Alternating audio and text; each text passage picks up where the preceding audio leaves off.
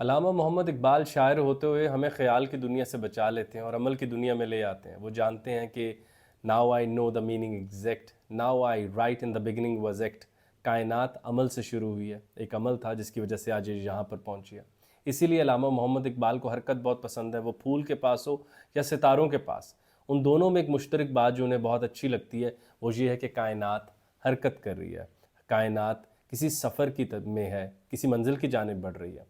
بہت ہی چھوٹا سا ذرہ ہو، ایٹم ہو یا سب ایٹامک پارٹیکل، اس کی بے قراری، اس کے اندر کا تڑپ اقبال کو بہت پسند ہے۔ یہ پوری کائنات ایکسپینڈ ہو رہی ہے، یہ کائنات ابھی ناتمام ہے، شاید یہ اقبال کے دونوں موضوع بنے، سب ایٹامک پارٹیکل کے اندر کی ایک حرکت اور کائنات کا ایسا پھیلاؤ، دونوں اقبال کی آنکھوں کی کشش بن جاتے ہیں، کیونکہ دونوں ایک عمل کی دنیا میں، دونوں ہر لمحے خیال میں نہیں ہیں، منجمد نہیں ہیں، قرار میں نہیں ہیں، رکے ہوئے نہیں ہیں، مگر چل رہے ہیں۔ بانگ درا کی ایک اتنی بنیادی نظم میں آج آپ کے آگے رکھوں گا جس میں اقبال دوبارہ یہی پیغام لے کر آتے ہیں کہ کائنات عمل ہے، حرکت ہے، سفر ہے، اس میں رک نہ جانا، تھم نہ جانا۔ لیکن اس پیغام کو کس خوبصورت انداز میں اتنے بڑے سٹارز کی زبانی ہمیں بتاتے ہیں کہ حیرت ہوتی ہے۔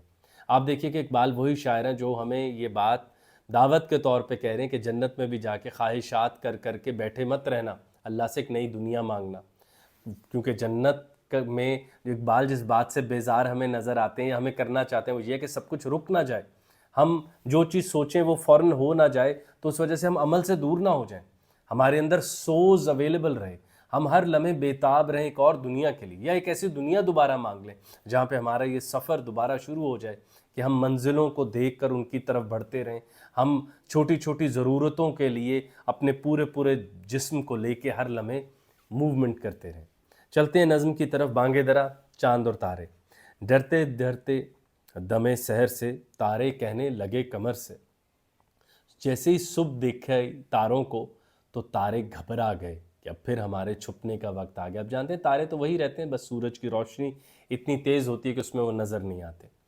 تو ڈرتے ڈرتے دمے سحر سے، یہ جو صبح کا دم نظر آ رہا ہے اس سے ستارے ڈر گئے اور انہوں نے فوراً چاند کو کہا کہ بھائی میری بات سنو۔ اس سے ستارے بات کر رہے ہیں کہ بھائی اب تم بڑے ہو، اب صبح پھر آنے والی ہے، ایک اہم بات آپ سے کرنی ہے۔ نظارے رہے وہی فلک پر، ہم تھک بھی گئے چمک چمک کر۔ بھائی ہم تو اپنی حرکت، اپنی قوت سے چمکے جا رہے ہیں، اپنی انرجی لوز کیے جا رہے ہیں، اور نظارے ہیں کہ اس کائنات کے آسماں کے تبدیلی نہیں ہو رہے۔ کام اپنا ہے صبح و شام چلنا، چلنا چلنا مدام چلنا، ہمارا تو ایک ہی کام ہے، ہم چلے ہم تو چلتے ہی جا رہے ہیں۔ اور انسان جس کی عمر 70-80 سال ہے وہ شاید ایسے ہمیں دیکھتا ہے، لیکن ہم تو صدیوں سے اپنے اپنے مدار میں گھوم رہے ہیں اور تابع ہیں اس رفتار کے مطابق ہی ہم چلتے چلے جا رہے ہیں، اور ہم اپنا سفر روک ہی نہیں رہے۔ بیتاب ہے اس جہاں کی ہر شے، کہتے ہیں جسے سکون نہیں ہے، مگر ہم جو اتنے بڑے ستارے ہیں، ہم نے جب پوری کائنات کو دیکھا تو پوری کائنات ہی ایک سفر میں ہے، مطلب کہ ہر شے بیتاب ہے۔ خواہ ایک بیج کو زمین کے اندر چھپا دو وہ چپکے سے باہر آ جاتا ہے، کسی بچے کو زمین پہ رکھو تھوڑے عرصے بعد جا کے ملو تو اتنا بڑا ہوا ہوتا ہے، کسی گھاس کو چھوڑ دو تھوڑے عرصے بعد وہ جنگل بنی ہوتی ہے، وہ وہاں پہ پھیل چکا ہوتا ہے جنگل۔ ہم نے سارے ڈیزائن کو دیکھا ہے، پوری کائنات بیتاب ہے، کہتے ہیں جسے سکون نہیں ہے، جیسے یہ سب کسی نہ کسی کی جدائی میں ہے، کسی کی طرف بڑھنا چاہ رہے ہیں۔ وہ اقبال جو کہتے ہیں صنوبر باغ میں آزاد بھی ہے پاب گل بھی ہے، کہ پاؤں جکڑے ہیں درخت کے تو وہ اوپر کو نکل جاتا ہے۔ تو یہ جیسے سب کسی نہ کسی اپنے محبوب کی تلاش میں ہے کہ جہاں پر ان کو رکھو یہ وہاں رہ نہیں پاتے، مگر فاصلہ کم کرنا چاہتے ہیں حرکت سے، موومنٹ سے، سفر شروع کرنے سے۔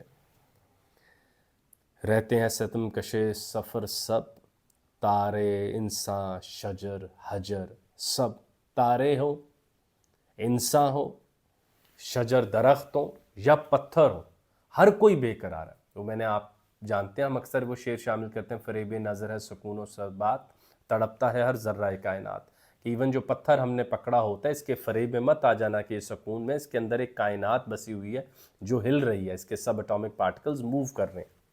اور جب تاروں کو دیکھتے ہیں وہ تو ایسے اپنے مدار میں گھوم رہے، اور انسان کو دیکھو اگر سکون سے لیٹ بھی جائے تو اس کے اندر کی کائنات کس طرح ہل رہی ہوتی ہے، چل رہی ہوتی ہے، خون گردش کر رہا ہوتا ہے، دل دھڑک رہا ہوتا ہے، ہر شے حرکت کے سپرد ہو رہی ہوتی ہے۔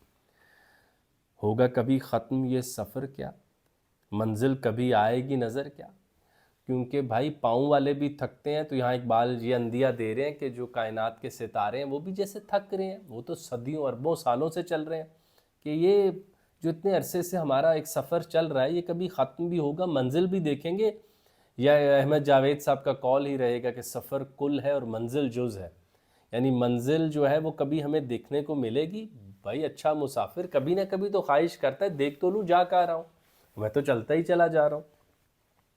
آخر کار جب ستاروں نے یہ ساری باتیں کر لیں تو آگے سے چاند نے کچھ کہا۔ اب اس کو آپ تھیٹریکل امیجن کر کے دیکھیں تو یہ کتنا حسین منظر ہے کہ ستارے جو کہ چاند سے کئی ہزار گنا بڑے ہوتے ہیں، لیکن ہمارے فاصلے میں چاند پہلے بڑا نظر آ رہا ہوتا ہے، ستارے چھوٹے، تو ان چھوٹوں نے بڑے سے کہا کہ یار یہ کیا جب منظر ہے، پاؤں بھی نہیں ہے تب بھی سفر ختم نہیں ہو رہا، اور ہم نے دیکھا ہے سارے ہی بے تاب اور بے قرار ہیں، کیا کیا جائے اس سارے گرینڈ ڈیزائن کے اوپر، اب کیا کیا جائے؟ تو چاند نے کہا، کہنے لگا چاند ہم نشینوں، اے مزرعہ شب کے خوشہ چینوں، جنبش سے ہے زندگی جہاں کی، یہ رسم قدیم ہے یہاں کی۔ جنبش، حرکت، موومنٹ، اسی سے زندگی ہے۔ جب کوئی تھم جاتا ہے، منجمد ہو جاتا ہے، وہ تو مر جاتا ہے۔ آپ دیکھو کسی شے کو اگر ہم روک دیں تو بس پھر وہ ختم ہو جاتی ہے، وہ گلے مردہ، وہ مرجھایا ہوا پھول ایسے اپنے اندر گر چکا ہوتا ہے۔ بس حرکت ہی ساری کی ساری زندگی ہے، اور یہ رسم قدیم ہے۔ ہم صدیوں سے جانتے ہیں کہ زندگی جو ہے وہ حرکت کے ساتھ ہی جڑی ہوئی ہے۔ وہ خوراک جو ہمیں درکار ہے، وہ پانی رکا ہوا بدبودار ہو جاتا ہے، تو وہ پانی جو ہمیں چاہیے وہی اندر پھینکو گے جو پانی خود بھی ہل رہا ہو، کیونکہ انسان جو خودی کا سب سے بڑا مظہر ہے، خودی جس کے پاس آ کے مکمل ہوتی ہے، اس کے اندر پانی بھی وہ آئے جو چلتا ہوا ہو، بدبودار نہ ہو، خوراک بھی ایسے ہی۔ یہ تو ہم رسماً شاعرانہ طور پہ کہہ رہے ہیں کہ جیسے قوت والے جو جانور لوگوں کو کھانے کا شوق ہوتا ہے نا، کہ ہمیں بھی شاید وہ قوت ملے، تو وہ بڑے برق رفتار ہوتے ہیں۔ اور ہے دوڑتا شب زمانہ، کھا کھا کے طلب کا تازیانہ، اور جو زمانے کا گھوڑا ہے یہ تو کوڑے کھا رہا ہے، خواہشات کا طلب کی وجہ سے بھاگے چلا جا رہا ہے، کیونکہ کائنات کی ڈیمانڈ ہے کہ بھائی بھاگے چلے جاؤ، رک جاؤ، تو بس تمہارا رزق بھی رک گیا، تمہارے منظر بھی، اب بس میں یہاں آج بیٹھا رہا ہوں اور کبھی نہ یہاں سے ہلوں اس کرسی اور میز سے، کیا میں ہمالیہ دیکھ پاؤں گا؟ کیا میں کوئی صحرا دیکھ پاؤں گا؟ بس پھر میں اگر اپنے گھوڑے کو اسی کمرے میں باندھوں تو گھوڑا بس یہیں بیٹھا رہے گا، لیکن طلب کا جو تازیانہ ہے، جو طلب کا کوڑا میں اپنے گھوڑے کو مار رہا ہوں، اس وجہ سے وہ اور تیز بھاگتا ہے۔ جتنا اوپر جانا اتنی قوت زیادہ لگانی ہے۔ آپ K2 بیس کیمپ پر رک جائیں، بس وہاں سکون ہے۔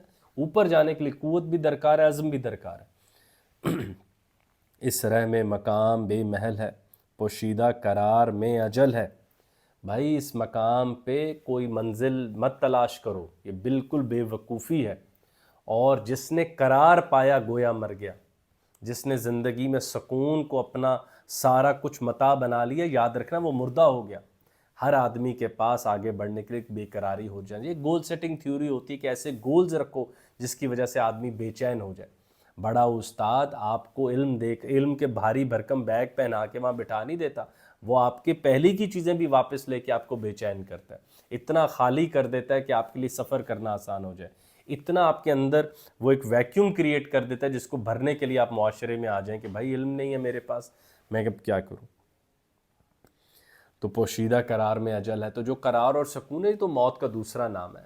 مطلب کہ جب تک تم ایز اے معلم بھی کہتے رہو گے آئی know that I know nothing, اب تم سب سیکھتے رہو گے، جب تم علم میں بھی کہو کہ میں جان گیا تو جہالت طے ہو گئی کہ اب بھائی اب تم جاہل پکے ہو۔ جب تک آپ کہتے ہیں میں نہیں جانتا، اب آپ مسافر ہیں، اب آپ چلتے رہیں گے، اور اب آپ کو کوئی جاہل نہیں کہہ سکتا۔ علم نہیں ہے لیکن علم کے لیے طلب میرے پاس پوری، اور اسی کے لیے دیکھو کہ میرے پیر اب حرکت کر رہے ہیں۔ چلنے والے نکل گئے ہیں، جو ٹھہرے ذرا کچل گئے ہیں۔ جو چلے چلے جا رہے ہیں بھائی وہ بچ گئے ہیں۔ یہاں سے اقبال قوموں اور امتوں کو پیغام دے رہے ہیں، وہ امتیں جو حرکت کر رہی ہیں، تخلیقات کر رہی ہیں، کائنات کے رنگ بدل رہی ہیں، وہ بچ گئی ہیں، باقی سب کو کچل دیا گیا۔ پھر وہ طاقتور قوتیں جو حرکت کر رہی ہوتی ہیں وہ کچل کے آگے نکل جاتی ہیں۔ پھر ہاتھی بہت فکر نہیں کرتے کہ پیروں کے نیچے کیا آ رہا ہے، اور وہ کمزور بس پھر اخلاق کی چیخ مارتا ہے کہ ہائے مجھے مت مارنا۔ تو بہتر ہے کہ چلتے رہو۔ چلنے سے مراد ہے علم حاصل کرو، علم جو تخلیقات بنے، تخلیق ایسی جو ٹیکنالوجیز میں آئے جس سے آپ کائنات کا پورا سفر اور تیز کر دیں، کائنات کی گاڑی بن جائیں آپ، یعنی کائنات کا سفر آپ آسان کر دیں، کائنات کے رنگ بدل دیں، یعنی کائنات کو کوئی آ کے دیکھے تو آپ کہیں یار یہ وہ پرانی کائنات تو نہیں. اگر جن تہذیبوں نے ترقی کی ہے، بڑی بڑی بلڈنگز کھڑی کی ہیں، روڈ سٹرکچر بچائے ہیں، آپ وہاں جاتے ہیں تو آپ کہتے ہیں بھائی وہ تو زمانہ بہت بدل گیا یار، وہ تو آگے جا رہے ہیں. بھائی اگر زمین وہی ہے تو آپ ایک ملکوں کو ڈیولپڈ ملک کیوں کہتے ہیں؟ یار وہ بہت آگے نکل گئے ہیں. بھائی کہاں آگے نکل گئے؟ وہ تو زمین کے اوپر ہی موجود ہے. نہیں، وہ ترقی میں آگے نکل گئے. انہوں نے تخلیقات ایسے کی کہ کائنات کا منظر تبدیل کر دیا. اب وہ کچلے نہیں جائیں گے. جب زمانے کا کوئی آئے گا، کیا کہیں گے، کوئی بھی طاقتور آدمی تو کہے گا نہیں بھائی یہ تو آگے نکلے ہوئے ہیں، ان کو کیسے مارا جا سکتا ہے، اور ان کی وجہ سے تو کائنات کے رنگ ہیں، ان کو بھی مار دیے تو رنگ کہاں جائیں گے. انجام ہے اس خرام کا حسن، آغاز ہے عشق انتہا حسن. لیکن اس سب کا جو آغاز ہے وہ عشق سے ہوتا ہے. یہاں پہ شاید علامہ محمد اقبال حدیث قدسی کی طرف ریفر کر رہے ہیں کہ جہاں اللہ تعالیٰ نے کہا کہ میں چھپا ہوا خزانہ تھا، میں نے چاہا کہ میں چاہا جاؤں، اور پوری کائنات کا سفر شروع ہوا عشق سے. یہ عشق ہی ہے جو صوفیاء کو یہ بات سمجھاتا ہے کہ ہم سب اللہ تعالیٰ سے دور زمین پر آ گئے ہیں، اور اب اس عشق کی وجہ سے بےتاب رہتے ہیں، نت نئی ایجادات کرتے ہیں کہ یا اس کے پاس ہو جائیں یا ایسی ایجاد کر کے دکھائیں کہ وہ دیکھ کر کے ارے بھائی یہ تو کمال کر دیا، اس آدمی سے گفتگو کرنی چاہیے. تو شاید وہ عشق ہے جو ہمارے اندر وہ بے چینی رکھ رہا ہے کہ ہم اس کائناتوں کا سفر کرتے ہوئے واپس اس کے پاس چلے جائیں، یا اتنی نمایاں کوئی بات کریں کہ وہ ہم سے دوبارہ رابطہ کر لے، ہمارا محبوب ہمیں دیکھ لے. آغاز ہے عشق انتہا حسن. ہم عشق کی قوت لیتے لیتے اپنے محبوب کے در پہ جاتے ہیں جو حسین و جمیل ہوتا ہے، تاکہ وہ ہماری طرف متوجہ ہو جائے. میں لیکن جہاں پہ یہ بات کرنی ضرور سمجھوں گا، کیونکہ اقبال کی یہ بانگ درا کی فلسفی ارلی فلسفی ہے. اقبال کے ہاں حسن بھی پھر موومنٹ کے اندر ہی ملتا ہے. جہاں پر علامہ اقبال خود بات میں ہمیں بتاتے ہیں کہ اللہ تعالیٰ ہر لمحے نئی طرح جلوہ گر ہوتا ہے. قرآن میں اللہ تعالیٰ ہمیں اپنا تعارف دیتے ہیں، اور اللہ سب سے حسین و جمیل ہے، سب سے زیادہ حسن ہے ان کے پاس. یعنی حسن بھی ایسا جو رک نہ جائے. رک گیا تو بڑھاپا آ جائے گا، رک گیا تو جھریاں آ جائیں گی. حسن بھی وہ جو حرکت میں رہے. یعنی حسن عشق سے طاقت لے، عشق حسن سے بےتابی لے. عشق حسن کے فاصلے کو استعمال کرتے ہوئے اپنی آگ کو اور جلائے کہ حسن کے پاس جائے، اور حسن اسی عشق کو پا کے ایک نیا سفر شروع کرے کہ کہیں پرانا پن اس کے اوپر نہ آ جائے، کہیں وہ بھی موت کے پاس نہ چلا جائے. یعنی موت سے مراد ٹھہر جانا ہے. یہ کوئی وہ نہیں ہے کہ ہم نے کبھی مرنا نہیں ہے، موت سکیری نہیں ہے. موت سے مراد ٹھہر جانا، رک جانا، سکون پا لینا ہے. اور زندگی سے مراد ہے چلنا، بےتابی، بے قراری، موومنٹ، آگے بڑھنا. اور یہی تو زندگی ہے.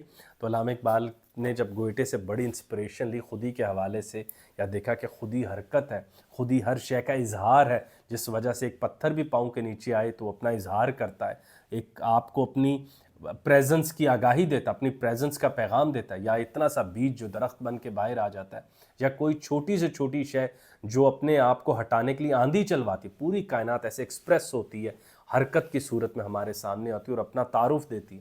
لیکن اقبال نے گوئٹے سے بڑی وہ بات لی کہ شروع میں عمل تھا، حرف نہیں تھا، عمل تھا.